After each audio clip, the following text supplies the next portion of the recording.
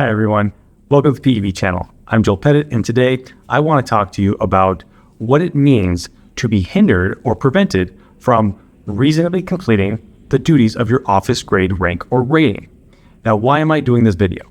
Because I've seen on a few forums that people have emailed me some questions regarding fact patterns where they're being referred into the IDES, the Integrated Disability Evaluation System, yet they can do their job.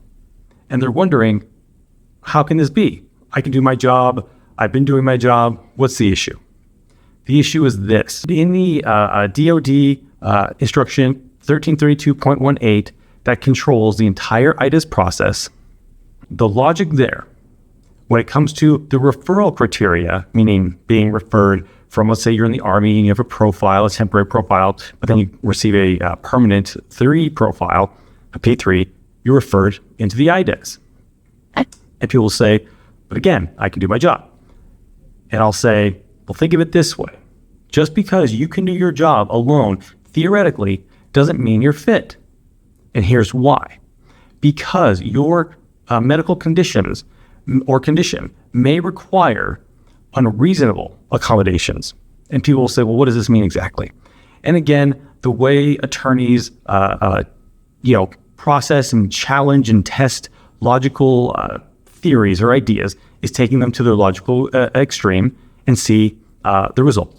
So think of a Marine infantry unit, and then think of a Marine infantryman who has chronic kidney disease, CKD, and requires dialysis 3 times a week.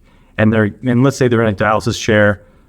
It could be 2.5 hours to 4 hours at a time. How can that unit support that Marine, in CONUS or OCONUS? And when I say OCONUS, I mean deployed. How can they do that if they need that Marine to be in the field training and to train other Marines? And someone would say, well, what if he or she is a junior Marine? What's the issue there? Again, if they require dialysis 3 times a week, how can they do that while deployed? There's no logistical way to do it. And if someone were to say, well, and again, this is logical extremes, say, well, you could, let's say they're in Africa, fly them back to launch tool and have them go to dialysis and fly back. That is financially irresponsible. It's unreasonable, hence unreasonable accommodation. And again, this doesn't mean that every accommodation is unreasonable. Every single accommodation for any medical condition has to be go through an analysis, a functional analysis.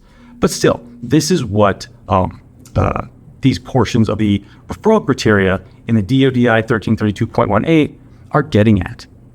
Next would be, what if the service member's condition poses an unreasonable medical or health risk to themselves or others? Again, this is one of those conditions where someone could say, look, it may be infectious, but I'm not around anybody. I can do my job. What's the issue? And the issue is much like, I would say, the issue of deployability. No service member is deployed 24/7. We all understand this, but you have to be able to deploy. In fact, that's why a lot of individuals, if you've tuned into my channel or read any kind of forums online, why a lot of individuals are referred into the IDES, because they are unable to deploy. Same here. If you have a compromised immune system or you require ongoing treatment that's not available in a deployed environment, that's an issue.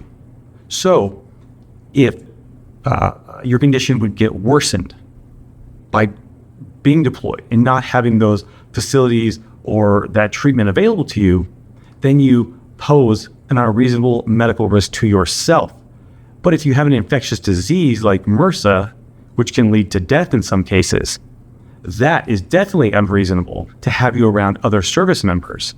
Even for MRSA infections, even within the same vicinity, I would say about 50 meters, because when I was in Marine OCS, we weren't allowed within 50 meters of someone who we found out had MRSA. So again, that is not, that was the Marine Corps standard then. It's not a medical standard. What I'm getting at is that's the type of consideration the board has to go through.